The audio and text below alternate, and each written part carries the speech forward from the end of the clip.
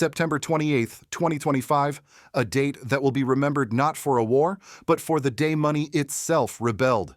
In West Africa, ordinary families woke up to find that the currency they had trusted all their lives, the CFA franc, was collapsing.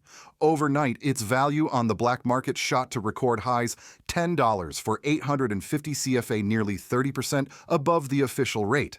In the capital of Burkina Faso, Wagadugu, the price of a single sack of rice doubled in just 3 weeks. Banks ran out of cash. Mothers stood in endless lines clutching withdrawal slips, fearful that their life savings might vanish by morning. It was more than an economic crisis. It was a collapse of faith, a moment when millions realized that their financial freedom was still tied to Paris, a city thousands of miles away. And just as panic swept across the continent, a voice rose from Florida. Donald J. Trump, no longer president, but still commanding global attention, announced, "Africa cannot remain chained to France's colonial currency. I will create the Afro Dollar led by the United States." With those words, the ground beneath Africa's financial system cracked open. The world's richest nations suddenly turned their eyes toward the continent's money. But was this a promise of liberation, or a new kind of leash polished in gold and wrapped in rhetoric for Africans? And for anyone who still believes that freedom begins with the power to control one's own destiny, this moment poses a simple yet haunting question. Can a continent truly stand tall if its currency is born in Washington instead of Wagadugu? Because what began as a market shock is quickly becoming something much larger, a struggle for sovereignty, dignity, and control over the future itself. So stay with us, because the battle for Africa's financial soul has just begun. Please share if you believe that Africa deserves to write its own economic story. Subscribe if you believe that the truth should always be worth more than gold. October the 1st, 2025, the sun rose over Accra, Ghana, carrying with it the weight of a continent's uncertainty. Just 3 days after the CFA Franc crisis erupted, a sleek private jet from Washington descended on Kotoka International Airport. Its passengers were not diplomats. They were financiers, treasury officials, and technology moguls led by none other than Elon Musk, appointed by Donald J. Trump as the special envoy for the Afro Dollar project. Their arrival marked the beginning of what Washington called the Aphrodigi Initiative, a plan so ambitious it bordered on audacious. Its mission was simple on paper but monumental in implication: to replace the crumbling CFA franc with a new digital currency that would unite Africa under an American-led financial system. Cameras followed as Musk stepped off the jet, flashing that familiar mix of confidence and mystery. He spoke briefly to reporters, calling it a new chapter for Africa's digital freedom. Yet behind the speeches and smiles lay a detailed blueprint, one that promised to reshape the entire financial landscape of a continent. The Afro Dollar would rest on 3 pillars: 200 tons of gold secured in Fort Knox to give the new currency the appearance of solid backing, $10 billion in credit lines from America's most powerful financial institutions, J.P. Morgan Chase, Goldman Sachs, and Citigroup, a direct commitment from the Federal Reserve anchoring the Afro Dollar to the U.S. financial system and guaranteeing its convertibility worldwide. And to make sure no corner of Africa was left behind, the digital infrastructure would be powered by Starlink, Musk's global satellite network, promising to connect even the most remote villages in Mali, Niger, and Burkina Faso. On paper, it was a vision of progress, a modern monetary revolution. Washington sold it as liberation, a way to break Africa free from French control and usher in a new age of digital prosperity. The message was clear: the era of Paris was over. A new partnership with Washington had begun. But in the streets of Accra and across the dusty markets of Wagadugu, not everyone was convinced. Liberation, one merchant murmured, never comes with foreign signatures. Economists across the continent quickly began to ask uncomfortable questions.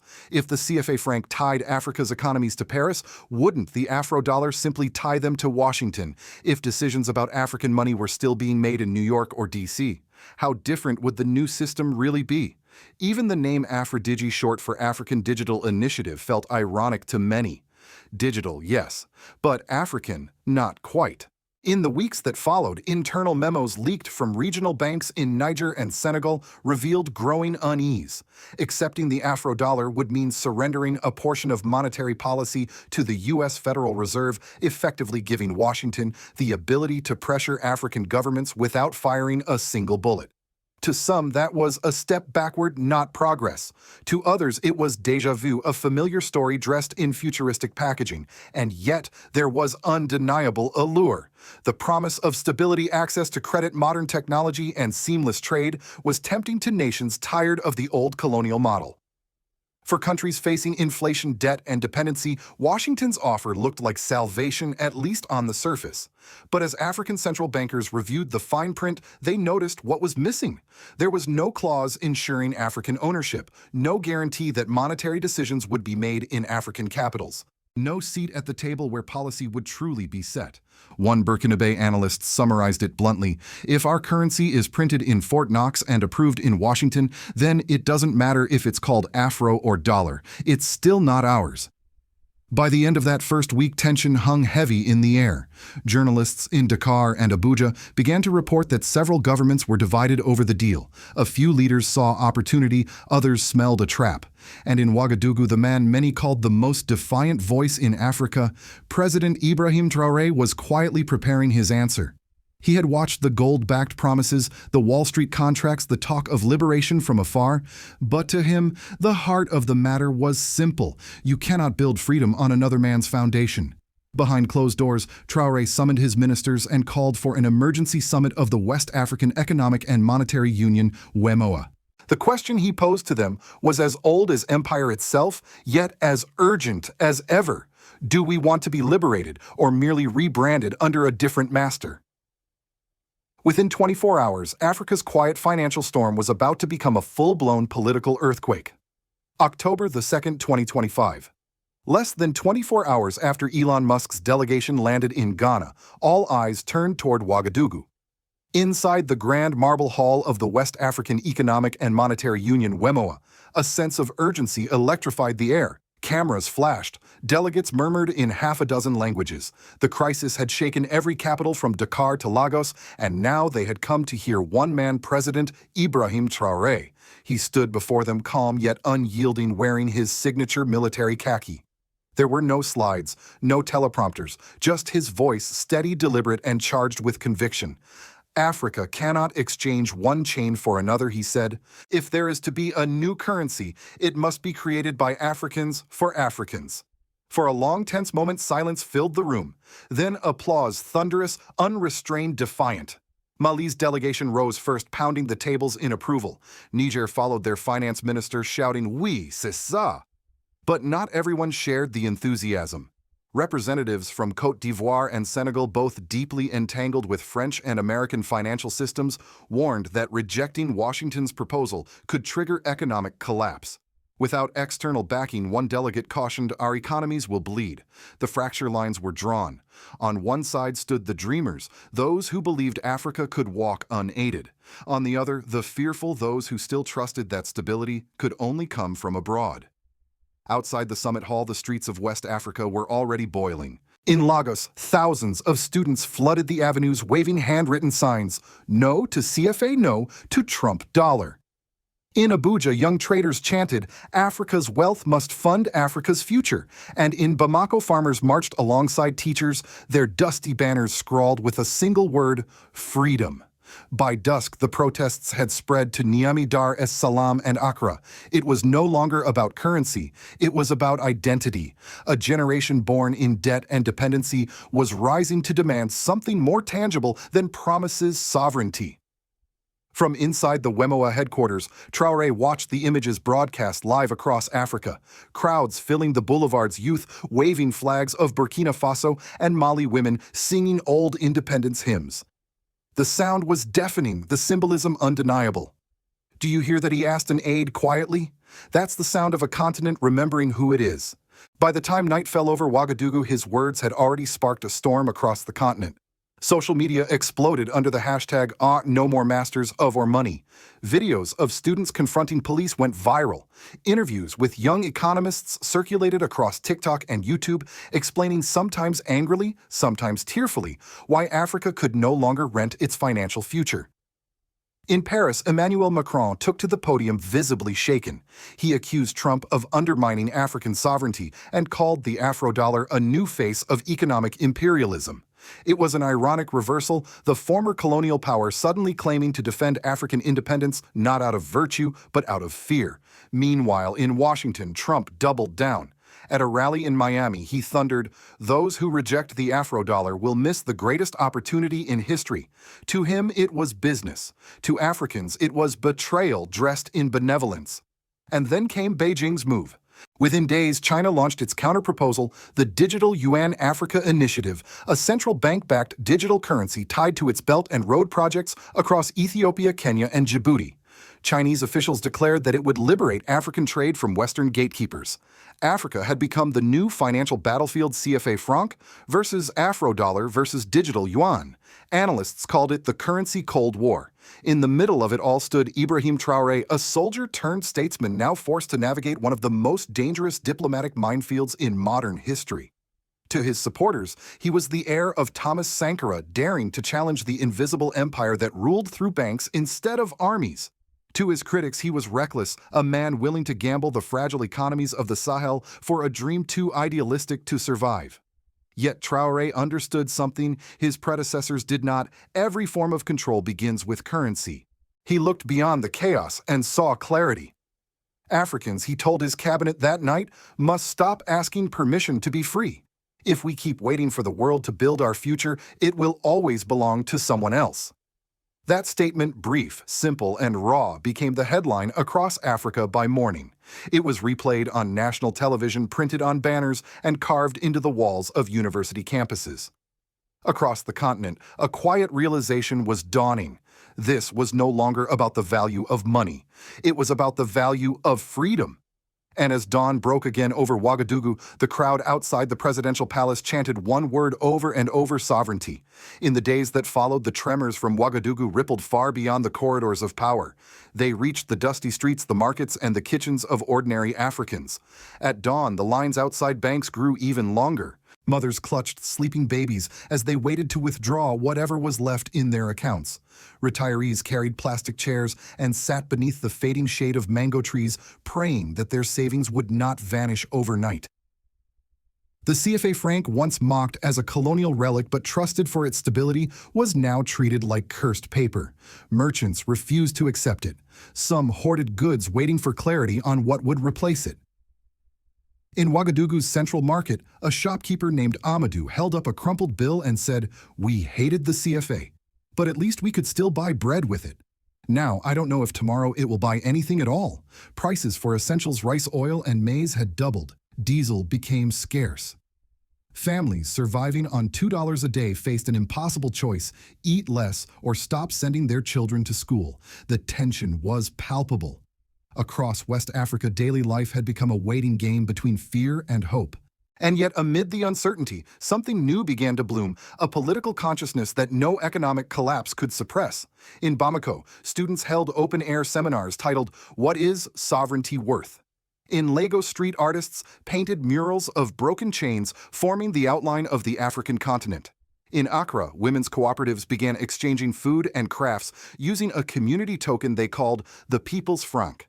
It was as if the financial crisis had cracked open a deeper truth, that the old system was never designed for African prosperity, only for African obedience. Meanwhile, the political temperature was boiling. Governments across the region split into camps. Some leaders, fearful of chaos, urged a quick deal with Washington to adopt the Afro Dollar. Others rallied behind Ibrahim Traoré, insisting that Africa must chart its own course, even if it meant short-term pain. Traoré's speech from the Wemoa summit, replayed endlessly on radio stations, his words etched into the public consciousness: freedom cannot be granted. It must be forged with our sweat, our labor, and our own intelligence. His defiance turned him into a symbol. Across the continent, people began calling him the captain of sovereignty. To the youth, he was no longer just a president. He was a mirror of their frustration and their faith. But the backlash was swift. Western media accused him of economic populism. Washington warned of destabilizing consequences. Paris hinted at cutting bilateral aid, while the IMF cautioned that Burkina Faso could face financial isolation. Inside the country, opposition figures accused Traoré of recklessness. "He's playing with fire," one critic said, "and the people will burn first."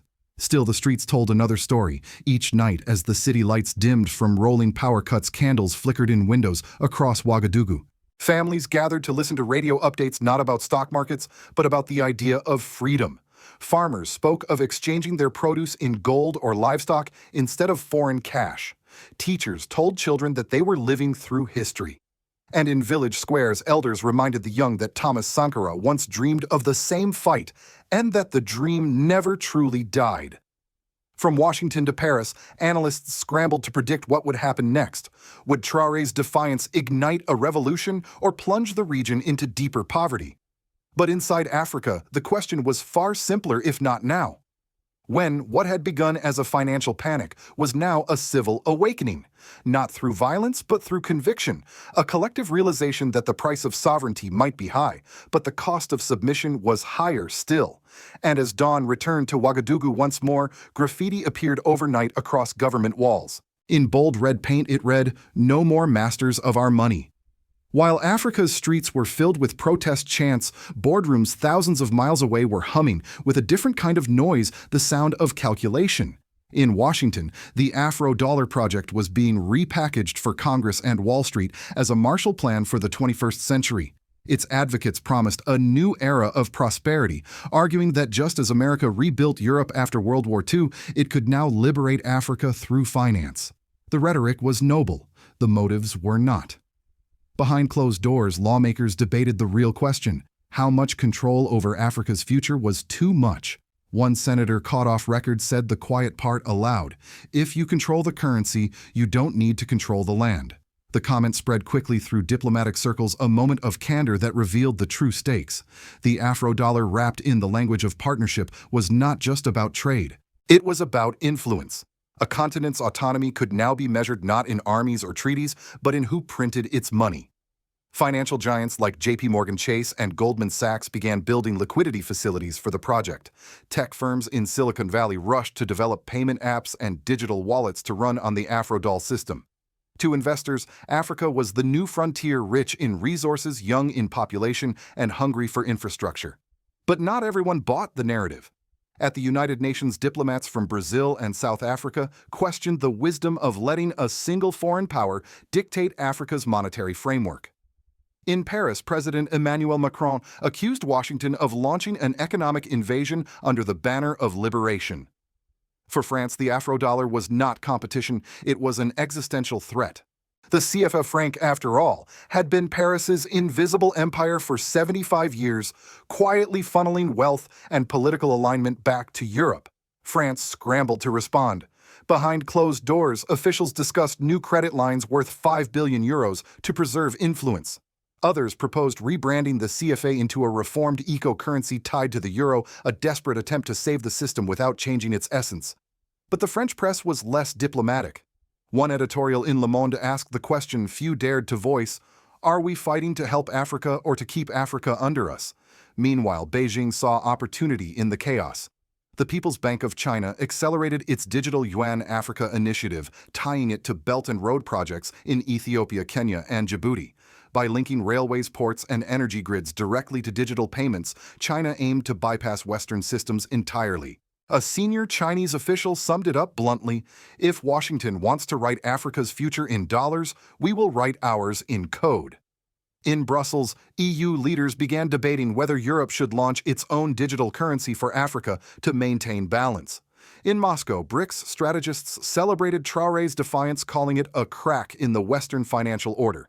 And in Doha, Qatari financiers quietly offered mediation, eager to position their emirate as a neutral hub between old empires and the new. From Wall Street to Beijing, the battle lines were drawn. Three monetary powers, the United States, France, and China, now circled the African continent, each cloaking ambition beneath the language of partnership.